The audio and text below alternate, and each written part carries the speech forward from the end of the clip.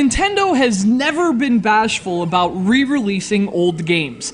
In fact, they do this quite shamelessly, and why shouldn't they? When you have a catalog of classics as thick as Nintendo, there's always a market for a port of a 20-year-old game. The problem with a port like that is, of course, the apparent laziness and greed that fuels it. Nintendo sells these old games at a high price with absolutely no changes or improvements.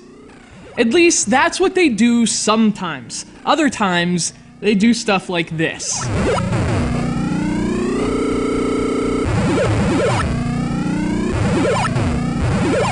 One of the most promising aspects of the eShop service on the Nintendo DS is the 3D Classics line. This is a series of classic games re-released with the 3D visual effect. But to accomplish that, Nintendo actually has to rework these games from the ground up. A lot of effort goes into a 3D Classics game, a lot more than the usual Nintendo re-release.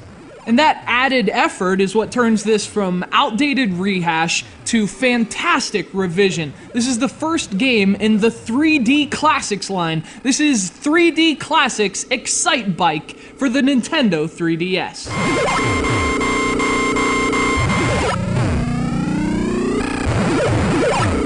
Roughly the 37th port EXCITEBIKE has received since its original release in 1985, this new version of EXCITEBIKE is perhaps the first to offer its own fresh take on the classic. And clearly, the changes fueling that fresh take are presentational. The 3D effect, the gorgeous widescreen display. EXCITEBIKE has never looked better, but even more importantly, it also has a host of other minor improvements. And to me, this is the definitive version of EXCITEBIKE.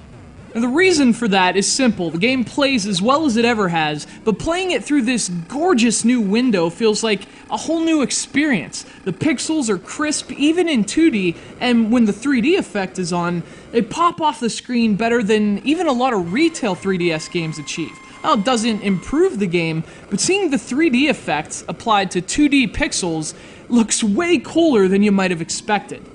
The game's also really polished and well preserved. On the one hand, that means Nintendo's team at Erica didn't add any new modes or anything. This is basically the same EXCITEBIKE feature set as the NES original. But they put a lot of effort into ensuring 3D Classics EXCITEBIKE is as perfect as that strict adherence allows.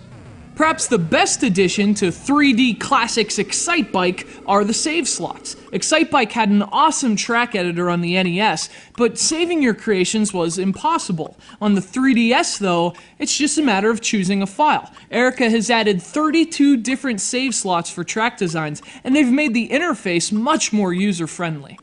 If you spent hours creating new EXCITEBIKE tracks on the NES, this is like the utopian ideal you never thought you'd live to see. Of course, the drawback is that nothing else has really been added to that. You can't share your tracks or play online or anything like that. But this isn't meant to be a new EXCITEBIKE. It's an old classic with a spectacular facelift. So in defense of Erica, adding new content was probably never an option.